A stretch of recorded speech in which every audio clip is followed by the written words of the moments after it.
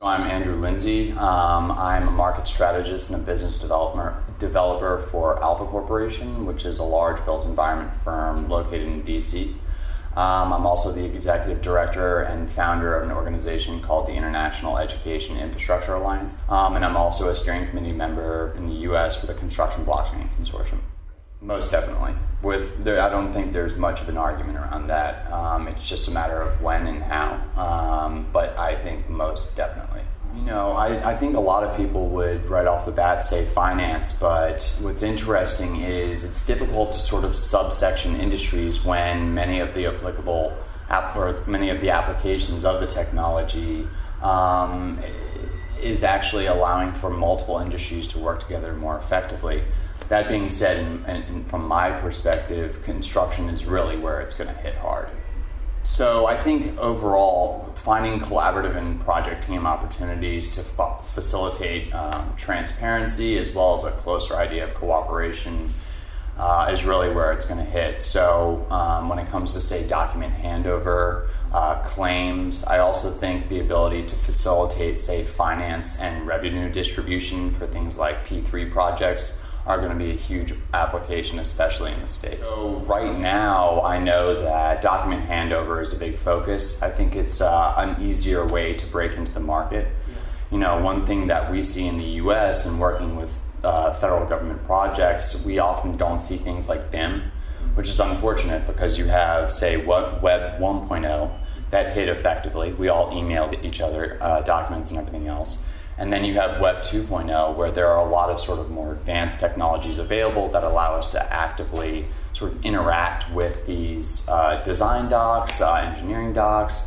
But at the same time, it really didn't become ubiquitous in the market.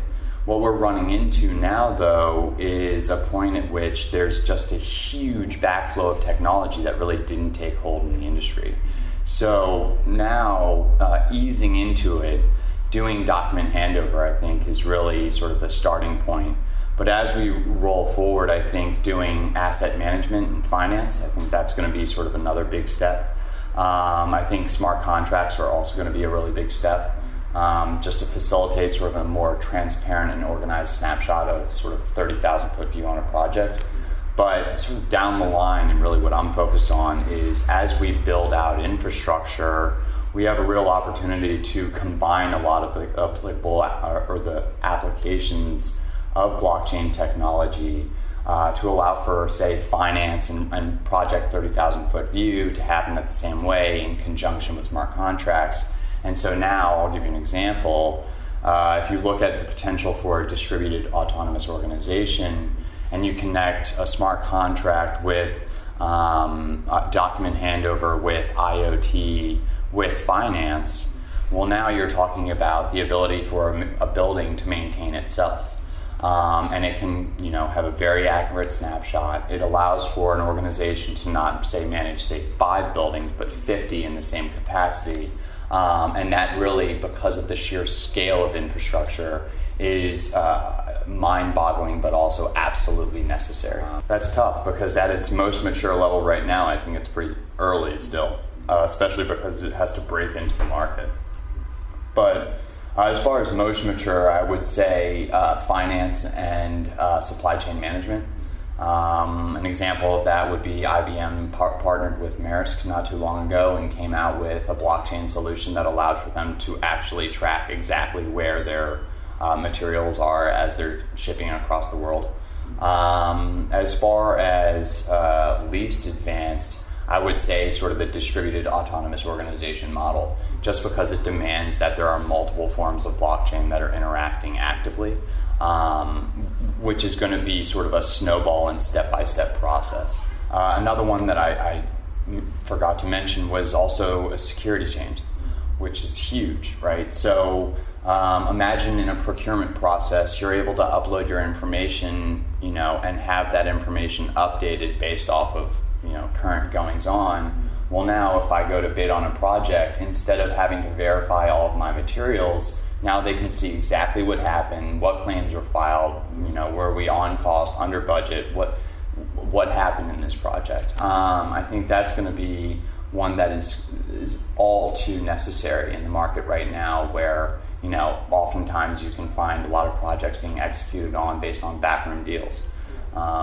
This is where we live, this is where we travel, this is where we learn, this is where we invent new technologies. And so we really need the best facilities, we need the best roads, we need the best civil infrastructure we can for longevity. And to do that, I think it demands a security chain, demands knowing where these companies have been, what they've been doing, who's working on them. Are the people that are working on these projects actually qualified to be doing it? I also think, the smart contracts. So in order for a lot of these projects to actually happen in the market, we're finding out that the sheer scale of infrastructure just is not affordable through a central entity. That being said, there are a lot of corporate partners or corporations out there that really have a financial gain to be had just based off of making sure that their environment or built environment stays stable. And to do that, there's an opportunity to do things like P3 projects at a much greater scale. But I think, as you see that happen, you also see a case where a lot of people become critical of where's that money being spent? Is this corporation trying to influence me based off of X, Y, or Z? Are we spending too much money on this? And so if you can provide a very transparent snapshot, not only on what's going on, but say what specific details were necessary, the context through which those details were contributed, you really ease a lot of the social backlash that inevitably you're going to get by partnering up federal and corporate. And so I think that's a huge one. I also think, lastly, finance is just, time and time again, we see business deals that pop up on the news and people don't understand how it fell through, how they lost X asset, or they don't understand how they were sort of cut out of a deal and then something fell apart. And so by having a finance-based security chain that focuses on sort of what assets do you own, what have you contributed to this project, what's the state of that at which state is that, it allows for much more to happen more, again, efficiently and transparently. So in the US, we have 210,000 AEC firms that have largely worked at cross purposes for, the entirety of their lifespan. So even though we may work on a project together, that doesn't matter. If I can cut you out of it, I will. And it's not something that it's against you, it's just to my benefit. And that's 210,000 firms in the US doing the same thing as far as that fractured nature goes. What's interesting, though, is that fractured communication is the number one greatest contributor to inflated construction costs in the US today. And so to be able to adopt these technologies ubiquitously, that means there has to be a seamless cooperation between multiple parties. And that's not just like, say, everybody in all the industries, but all these subsection industries that have to work together because the specialists are necessary, both, say, on, or not both, but continuously on, say, federal level, state level, municipal level, building specific level, local level, and then various building sectors. So healthcare, education, transportation, and office space. So you really end up in a situation where not all of this is going to look the same, and all the intricacies have to be taken into account before you execute on it. And so that's why it's great, because although it's going to be a very careful process, because we have this massive infrastructure issue, I think it's going to be the first time in a long time that this industry has worked together. But it has to be a very careful process, because what I don't want to see personally, and I think a lot of sort of the blockchain communities doesn't want to see, is the same thing that happened with BIM. Right? Something that would have expanded the longevity of buildings, would have made it more efficient building process, but still people are like, well, that adds to my bottom line right now, so I don't want to do that. There's this almost like deferred maintenance thought process where it's just unacceptable and in the market today. I think one of the biggest facets that always comes into every project that you see, no matter what the parties are trust. So if I don't trust you to be working with my team, or I think you're going to poach my personnel, or you're going to steal my ideas, or you're going to misconstrue my words, I don't want to work with you. But there's a whole new concept that people have to get their heads around when it comes to blockchain, which is, let's factor that out. Let's do work together. We have a log of what's going on. And if things fall apart, we know where it fell apart, we know who was contributing, we know through what context, and now we then can facilitate a seamlessness that's just not available right now. And I think that will allow people to work far more collaboratively. I think thought leadership, even though it's growing, will be explosive.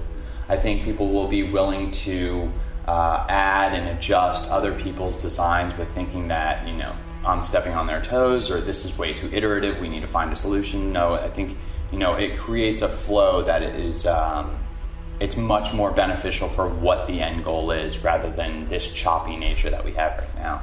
So I think the biggest risk that I see with blockchain is the sheer data capacity that's required to make it successful. So, what we're talking right now is not just blockchain being created, but also the necessity for an increase of IoT. We're talking the potential for quantum computing. And sort of my personal thought on it is, if we actually get to a point where blockchain and quantum computing can work in parallel, well, now it's much more feasible. But as it stands right now, just to extend a single block on a blockchain, if you have a public ledger that's widely accessible, especially for something like public infrastructure, that is so much energy that is required. I mean, if you look at the amount of energy required for Bitcoin alone, that's the equivalent of Ireland's entire power capacity just for Bitcoin. So what we need is a situation where, in the process of trying to facilitate seamlessness and transparency and efficiency, we're not also destroying the environment doing so.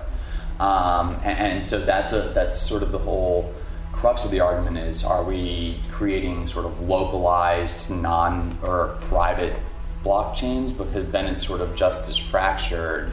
But if we're creating something that's directly injected into public infrastructure, that means that we also need a lot more computing power, and we're just not there yet.